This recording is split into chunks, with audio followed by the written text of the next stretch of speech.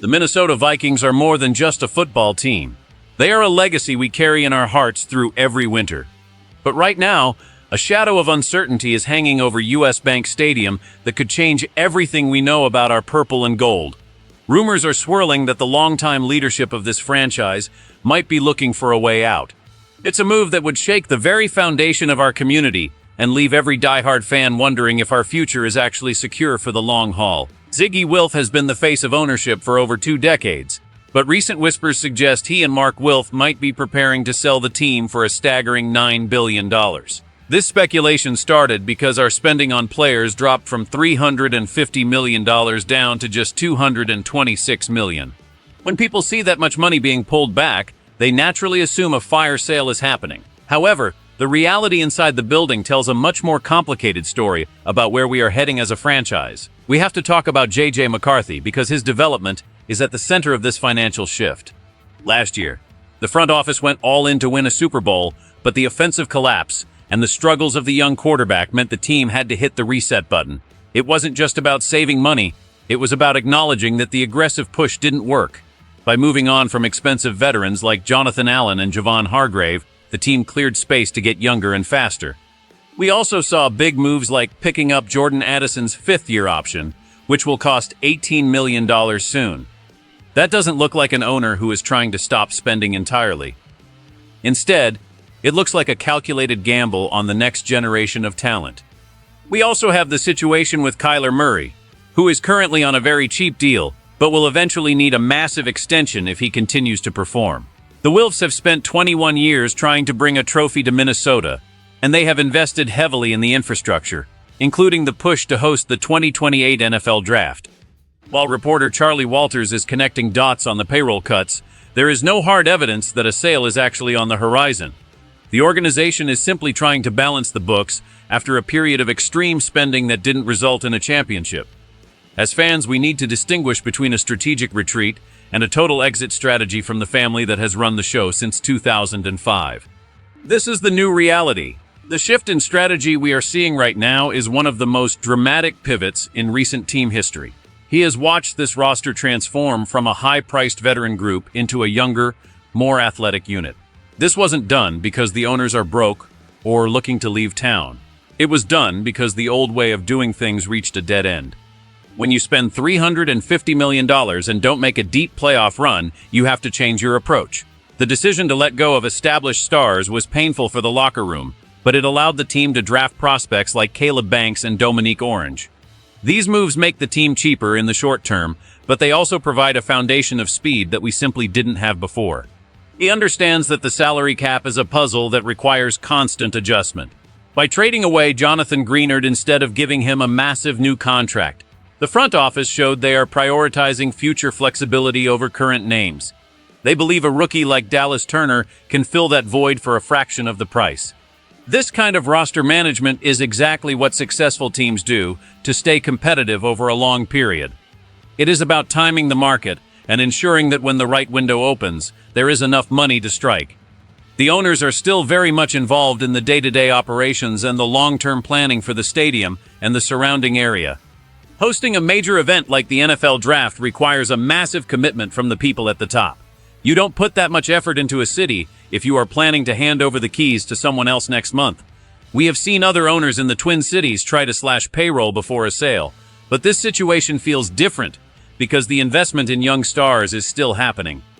Keeping talent like Addison proves that the goal is still to win games, not just balance a spreadsheet. The fans might feel the sting of losing favorite players, but the goal is to build something that actually lasts forever. This entire situation boils down to one simple question. Will this new, cheaper roster actually win more football games? The consequence of cutting costs is that you lose the veteran leadership that often holds a team together during tough times. If these young draft picks don't step up immediately, the season could spiral out of control very quickly. We are risking a lot of games by betting on potential rather than proven production. However, the upside is that the team will finally have the money to build a powerhouse in 2027. If this reset works, the Vikings will be in a position to sign multiple elite free agents while their young stars are still on cheap contracts. That is the formula for winning a championship in the modern NFL.